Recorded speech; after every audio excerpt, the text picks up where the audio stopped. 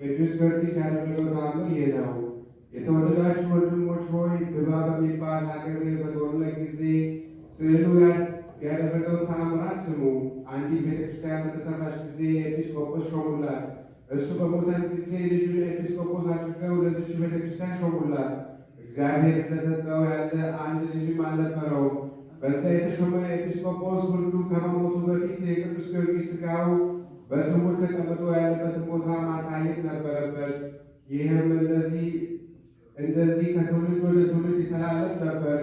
ይስሐቅ የተባለው ሰው ኤጲስቆጶሱን በተሾመ ጊዜ አንድ ልጅ ተወለደለትና ስሙን ዮሐንስ ብሎ ሰይሞ እንደተለመደው የቅዱስ ጊዮርጊስ ሥጋው በስውር ያለበትን ቦታ አሳየው።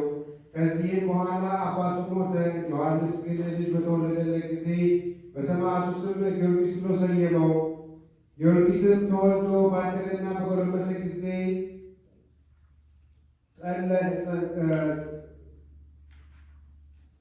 በልዩ በሽታ ታሞ ሞተ። ዮሐንስም ጊዮርጊስ እንደሞተ አይቶ አእምሮውን አጣ። ክደኑንም ተሸክሞ ሄዶ ከቤተ ክርስቲያን ፊት ለፊት እንዳለው አስተኛው።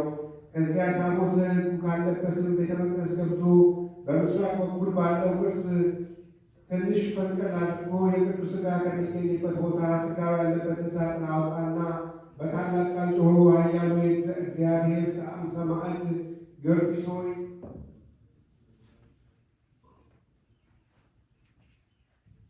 እርዳኝ፣ ካለሱ ልጅ የለኝምና ከደስት አገልጋይ አገልግሎት ማን ይረከባል? በዚህ የክህነት አገልግሎት ጊዜ ሰው ሊተካ አይቻልምና በማለት ከልጁ በድል ላይ ያደረገው። በዚያን ጊዜ ቀላል ነፋስ ሽውታ ድምፅ ተነስቶ በልጁ በድል ላይ እፍ አለበትና በነፈሰው ነፋስ ልጁ ከሞት ተነሳ። ከዚያም አባትየው በኃያሉ ሰማዕት በቅዱስ ጊዮርጊስ አማላጅነት እግዚአብሔር ባደረገው ቸርነት እጅግ የተደነቀና ፈጣሪውን እያመሰገነ ልጁን ይዞ ወደ ቤቱ ሄደ።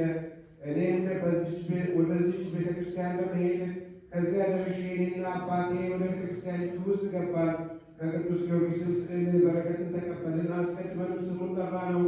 ኤጲስቆጶሱን በክብር ተቀብሎ ወደ ቤቱ ይዞን ሄደ። ልጁ እንደሞተበትና አባቱ የቅዱስ ጊዮርጊስን ሥጋ በልጁ በድል ላይ ቢያስቀምጠው ነፍሱ ከሥጋው ተዋህዳ ከሞት እንደተነሳ ነገረን።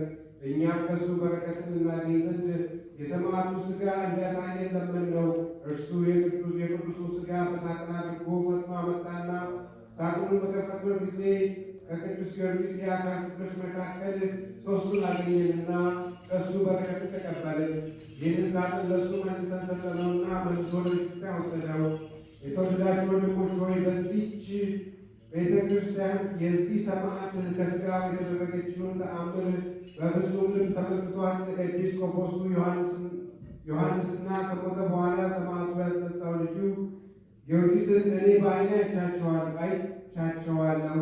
ወደ ኢትዮጵያን በመሄድበት